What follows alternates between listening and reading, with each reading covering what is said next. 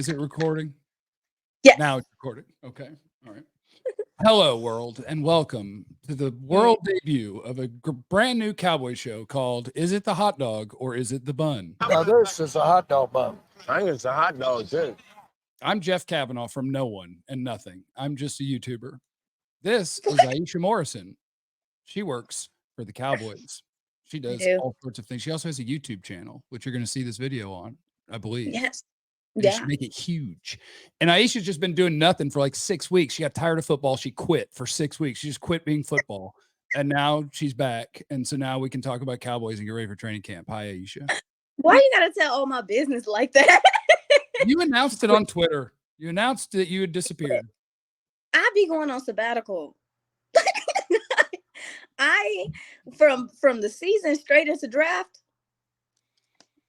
You got to be built a certain way, and the way my brain was fried, like so I needed some time to recoup, spend time with family, spend time with my kids. If by kids I mean my animals, because I have not done the kid human part yet. Okay. But yeah, I had to, get ready for this season. I do think that people need to recognize there are content creators out there that are built different. My interest level in talking about stuff every day in June or early July is very low. So shout out to our buddy Skywalker Steel, who just powers through and comes up with a good show. Shout out to Vach. Shout out to you guys, because I don't have it in me.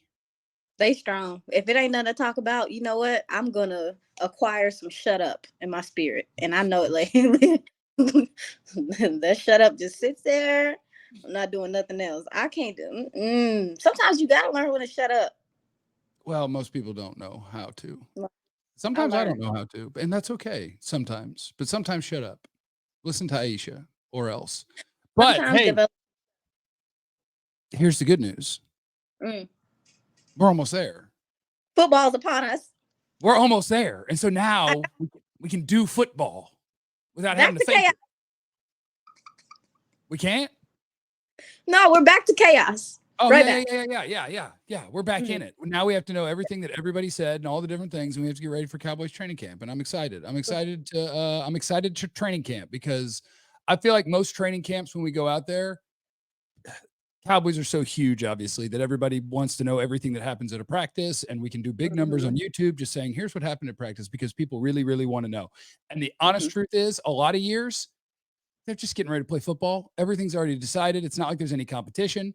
This year is going to be kind of fun. Yes. Because there's actually some jobs on the line. And so that part gets me fired up.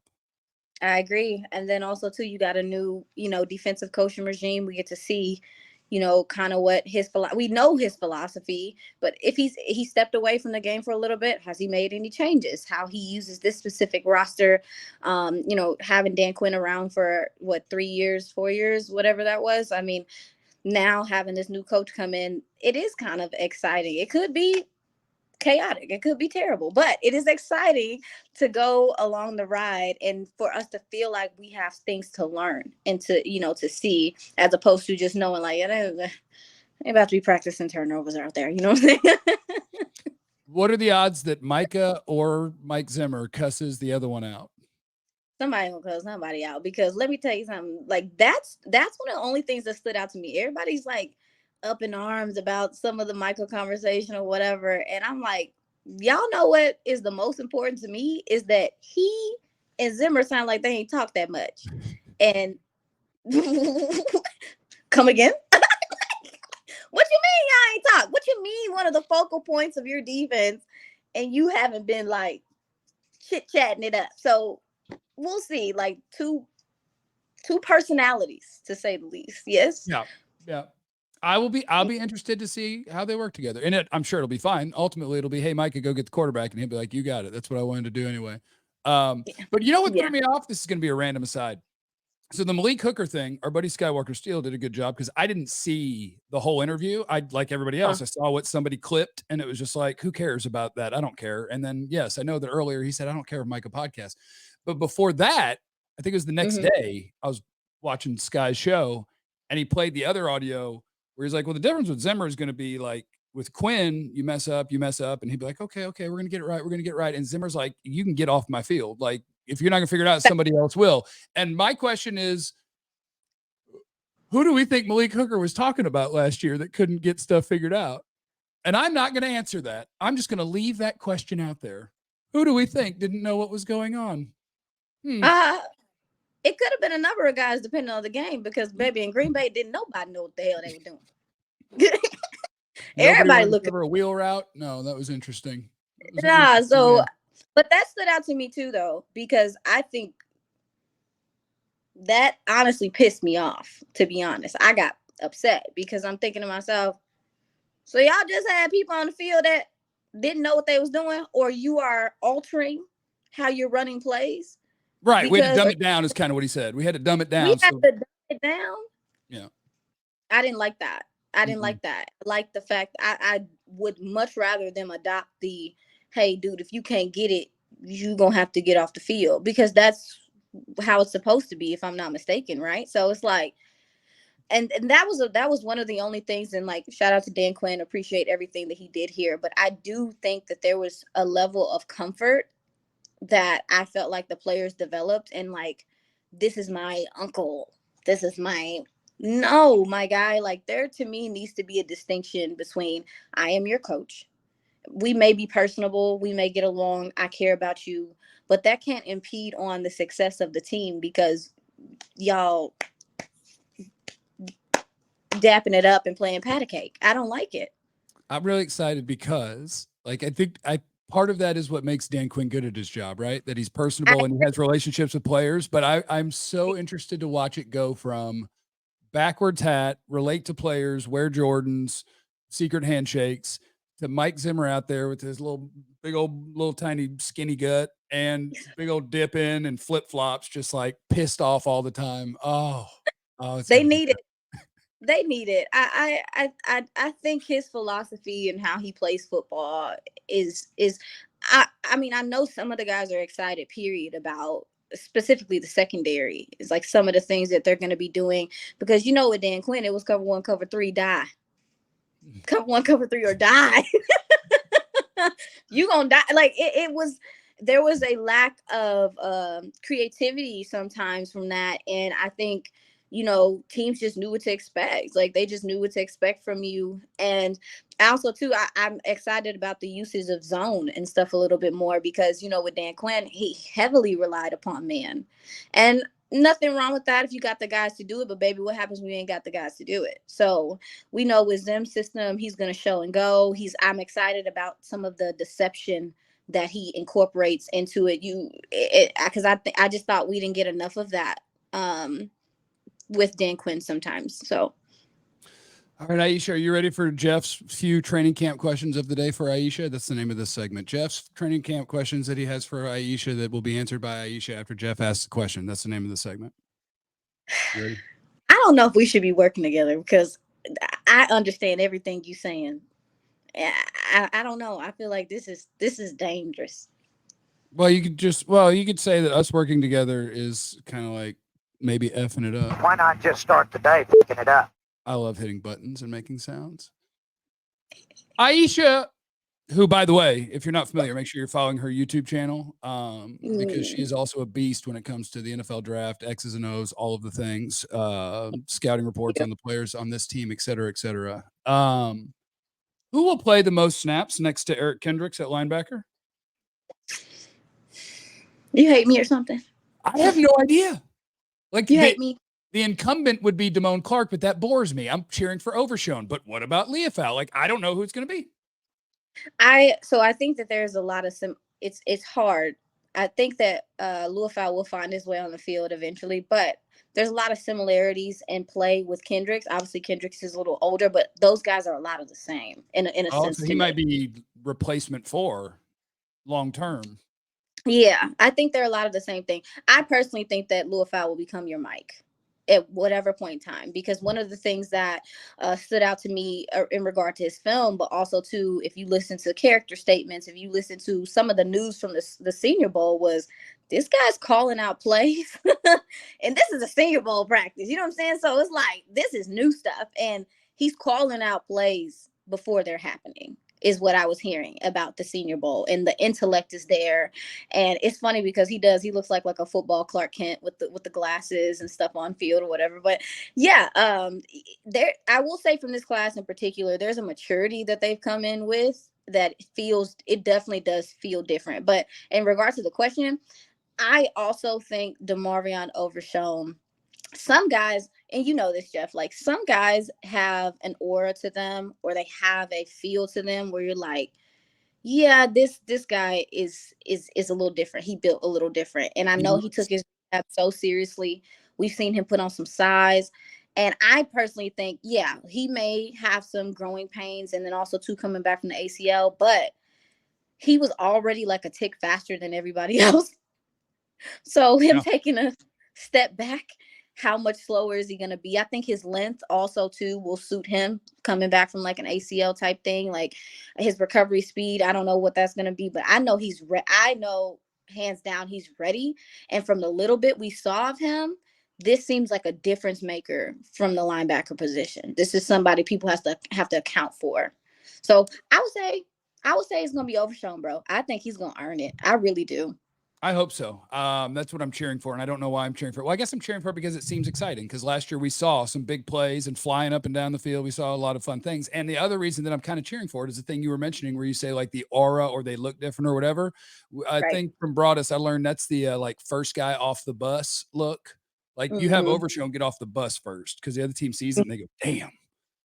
Especially now, he looks like a unit, dude. Yes. I was him. John Stevens as well put on so much size, and it looks like healthy size. And Awesome Richards as well, like just look physically totally different than they did last year.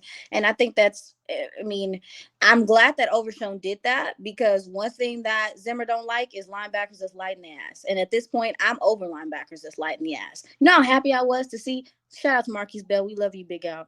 Hey, he was great when they were passing the ball. Yeah, you know how happy I was to see safety by his freaking name in the roster. I'm like, yes, let him play his position in peace. Okay, you're going to make me audible from the questions that I had prepared by mentioning Marquise Bell, because I do think like we get real critical of him because of the second half of the year and in the run game. On the whole, I think he did a very admirable job for what he was asked to do, because it's a passing league, and on passing downs, he was awesome. But yes, it sucked when they were running the ball at him. Now that you have a room full of linebackers, do you think, like, I think in my mind, Malik Hooker, starting safety, the end, right? Donovan Wilson's check would say starting safety, the end. But between Marquise Bell and what you saw from Wanye Thomas when he got to play last year, are there threats in camp to one of the safety spots?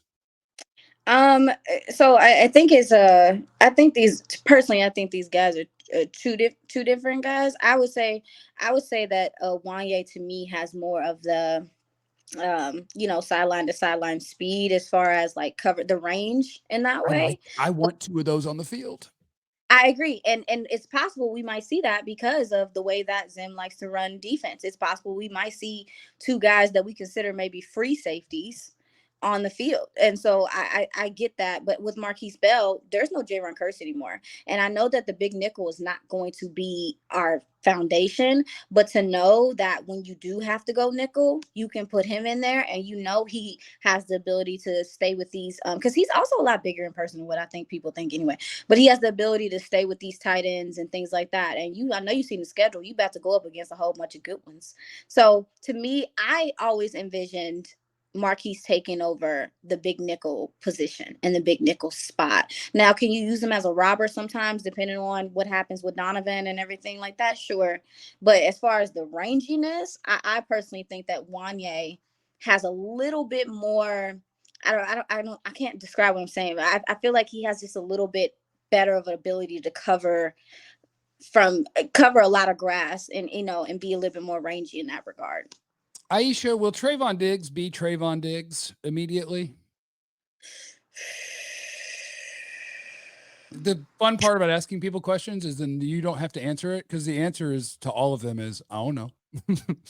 no, it definitely is a I don't know. Like it definitely is a I don't know. Now Trayvon's a DMV kid, so they are a little different. But I will say, I think Zim's system might help him be more himself earlier than maybe what it would have been with Dan Quinn. One thing about Dan Quinn, he heavily relied upon man. And I know guys like Diggs enjoy playing man because they have the ability to do it. But when you're a guy that's coming back from an injury, hey, playing some of that zone, doing some of that deceptive stuff, he won't have to be as deceptive because the scheme will have that embedded in it. So some of the risk that he took and jumping routes and stuff like that, I do believe he'll have more of an opportunity to do that within the system and him not taking risk because that's what the system calls for. So I don't know, like it just really to me is contingent on how much running they doing, because one of the general consensus from a lot of the corners is like, I kept hearing my legs are tired. My legs are tired because this team plays man at maybe the first, second highest clip in the NFL. And I think that wears on those guys after a while. It's like we talk about chasing around Curry the whole game. Semantics. It's the Yeah. same thing. So I think he is going to take some time to acclimate in that sense, but I do think that the system is going to possibly be easier for him to come back into personally. Now, Iisha is a film junkie and a film nerd. So I want to ask you, because I think one of the most important things for this team this Uh-huh. year is what does the offensive line do? Like the center thing, we can deal with later. The left tackle thing, we can deal with later. I want to know, did you see from Terrence Steele last year progress from beginning of year to end where you have optimism that this year he'll be better? Oh yeah, for sure. I mean, even if you look at him in the Green Bay game, like I thought there was I want to say maybe it was the last 3 to 4 games that he started looking more strong, because one thing I saw him doing a lot was like leaning and really trusting, using his upper body and not really setting into his anchor the way that he can. But also too, I believe that Terrence Steele is definitely a confidence player, like builds confidence as he goes through the game type player. And the lack of run game and the way that this scheme wasn't conducive to, what I thought the offensive lineman did well, I felt like that played into a lot of him not being comfortable right away as well. Because we talk about it even with Dak. Dak's one of those guys, like he get hit in the mouth early in the game. He kind of feels the game, I guess people say. I really do think that's the thing with Terrence Steele, personally. And I didn't think he had enough of that. But this year, he's a hard worker. I think he'll be ready to go. But I hope that this run game actually lets him succeed and allows him to do some of the things he does best. So we already know as a run blocker, that's his bread and butter. Like, yeah, can he pass protect? Sure. But the run game is really where he makes people pay. And then that's what makes the passing game easier for him. That's why I kind of want Cooper Beebe to win the center job, because I feel like you could start pushing people around. I like pushing people around. That's fair. And it's crazy to me because that might be like, that's one of the biggest competitions, because you look at it and you say, and I'm glad that there's some competition at center. Let me say that, because I felt like we did Tyler Biadasz a disservice not having real competition around him for the majority of his career here. It was just like, yeah, he's going to be the starter. And I don't think that's healthy in football, period. But that's the story for another day. I do think that this competition with Hoffman and Beebe is going to be interesting, because I know when the Cowboys drafted him, I initially was like, oh, in my mind, I'm thinking that's the starter. But when you start listening around and paying attention, and then you see Brock Hoffman, I do think homie got a chip on his shoulder. He do got some nasty to him, Jeff. I mean, he may not be the physical talent that Beebe is, but he might be starter quality depending on what we see. And it is a good place to be in. But personally, to me, I think adequate depth on the offensive line is a luxury.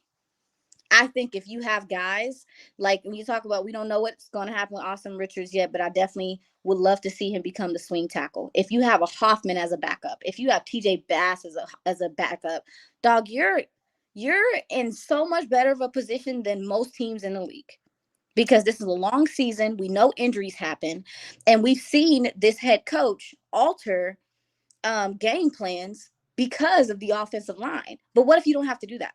What if you don't have to change the whole playbook if somebody says my toe hurt? You know what I'm saying? So whereas like I'm like, yeah, like maybe Hoffman can be a starter and everything. TJ Bass possibly might be a starter.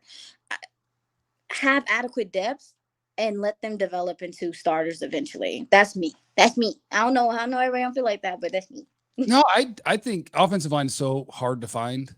Right. Everybody, I feel like most NFL fans know their team. And like when a guy goes down, you know who's going in. Check all 32. Teams are in trouble when you lose offensive. Yes. Teams are in trouble. We used to be that team. Yeah. Yeah. Well, I mean, we had one of those last year. We had the Chuma game. Was it the Chuma game at left tackle? The 48 sacks. Yeah. I forgot who to block. But honestly, though, Jeff, that is to me something to keep an eye on as well, though. And I'm just because I think Tyler Guyton is capable, but we have to be realistic in the fact that this is a right side player. This guy came in as a right side player and a young offensive lineman, like in terms of how long he's played it. Tracking, right? And so it's like, hey, I'm not trying to see Chuma like that. Chuma's so nice, so I'll be feeling so bad. But I'm not trying to see Chuma like that. I will say that I thought that Chuma had better success as a guard when he did some guard things. I just don't think that he has the foot quickness to deal with edges on the outside.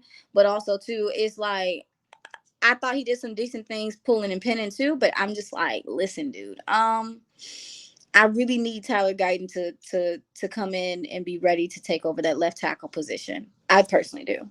Week 1, he gets Myles Garrett. Have fun.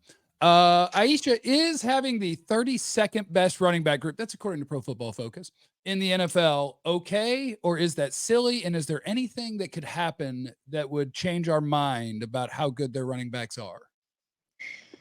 No, I mean, no. Now I will say, and I was just talking to Sky about this. I do think that Royce Freeman is a little bit more interesting than what people think. I think that you're going to see some people get a little bit more interest in him and stuff through camp. The guy has some burst. He has some breakaway speed.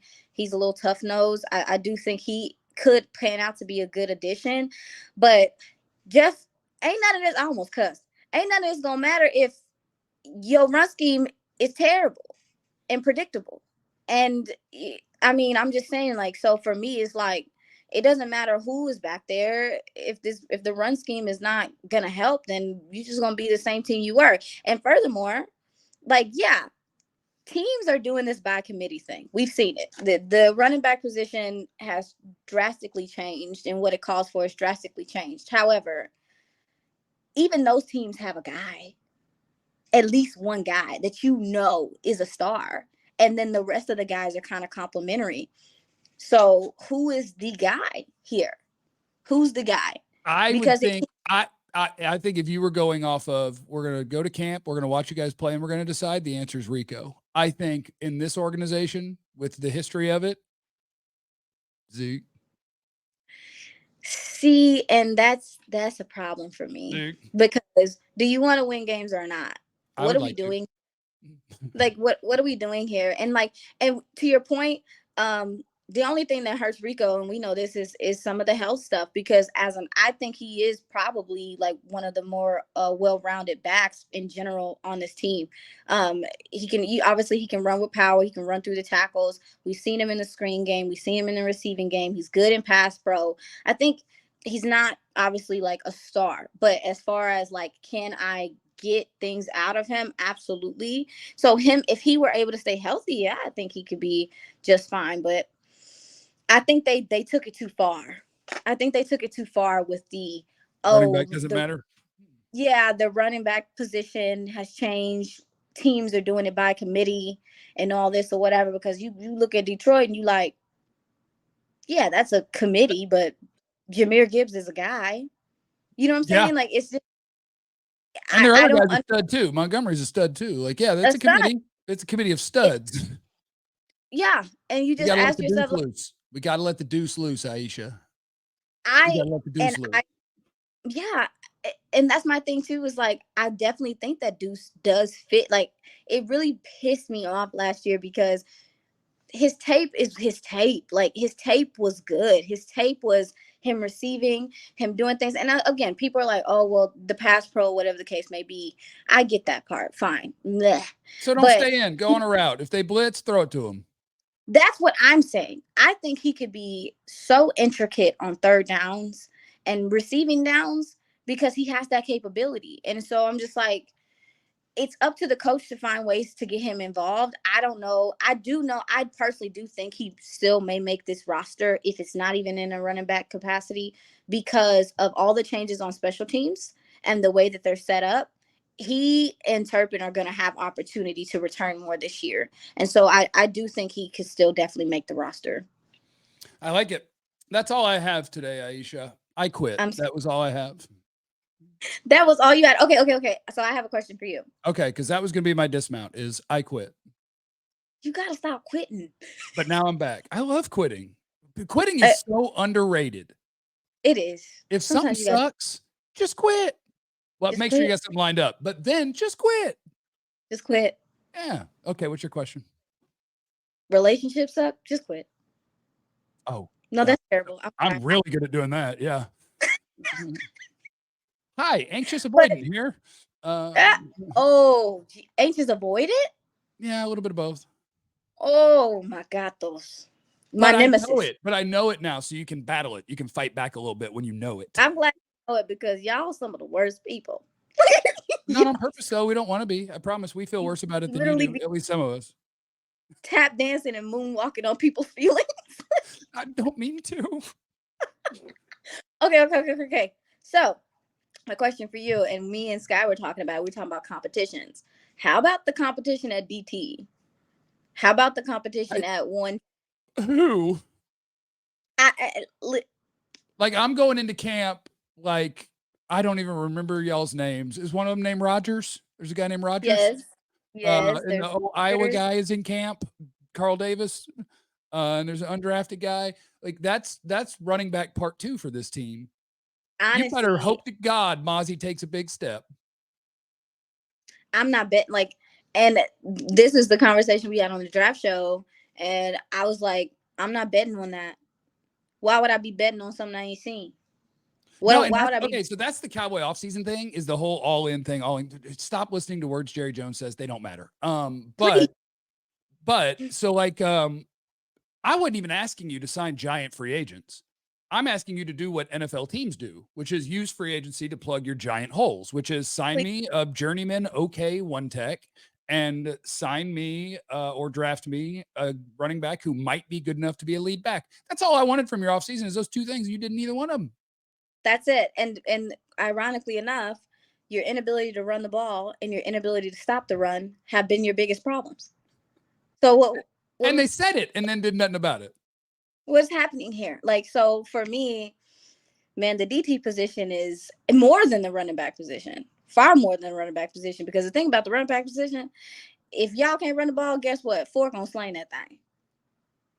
At DT, there's no solutions. There's no solution. I think the only solution is hoping that you're going to get better run defense consistently from your edge guys. And so up and down it, you feel like you can improve a little bit. But yeah, that one spot, and obviously Ose is a good player, but that one spot at nose tackle is if Mozzie is not there, it's going to get ugly.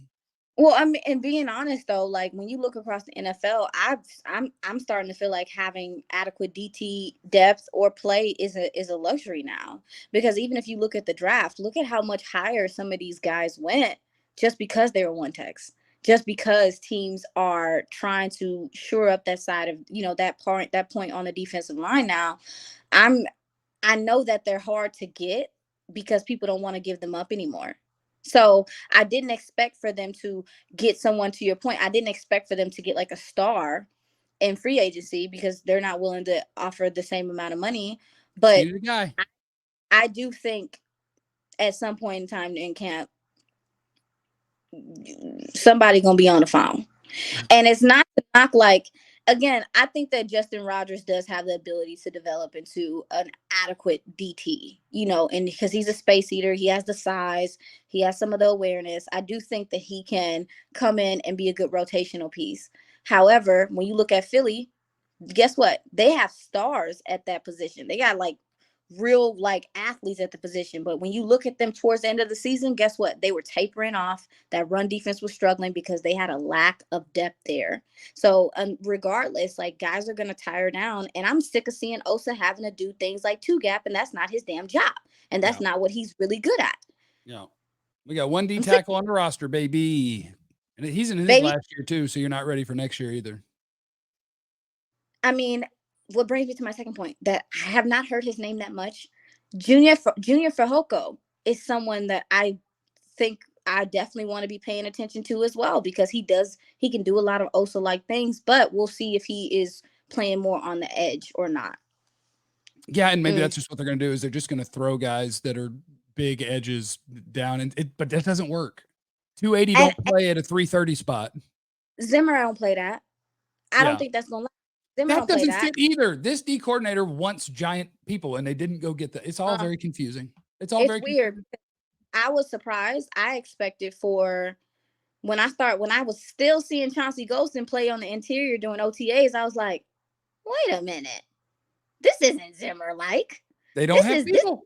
And you don't, but yeah, they don't have the rotation. And then also too, like, but that takes away from your edge play where you lost depth there as well.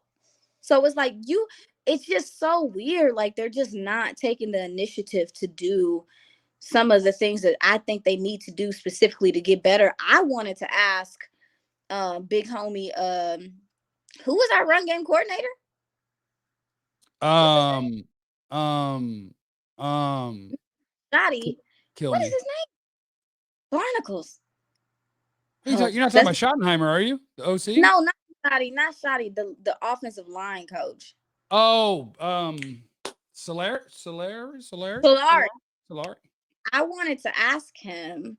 I didn't get a chance, but I wanted to ask him, granted, Solari's old school. He has a system. He has his way of doing things. However, good coaches tap into trends.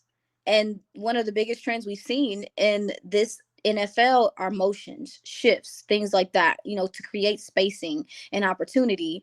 But we didn't see that at all from the Cowboys. And the run scheme was very predictable in that sense. I wanted to ask him if that's something he was looking to incorporate a little bit more in his second year. If I get the chance, I will ask.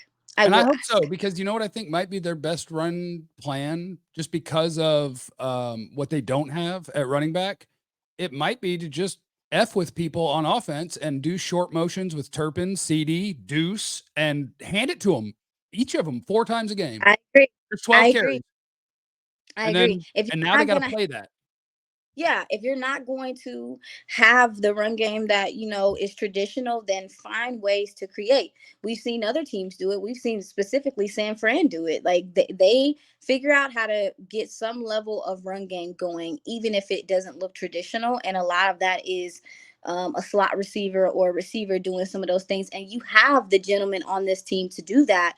And also, too, we already know speed kills. Speed is important. And I'm like, you got guys that can do that. If you can't go power, which most teams can't, okay, then be deceptive. Put some sprinkles on that. Do something. Ma'am. That's a good way to end it. That's a good way to end the first episode of Is It the Hot Dog or Is It the Bun? An ADHD Cowboys presentation from Iisha. No, this is a hot dog bun. I think it's a hot dog, too. All right, hit the end button. Hit the end button.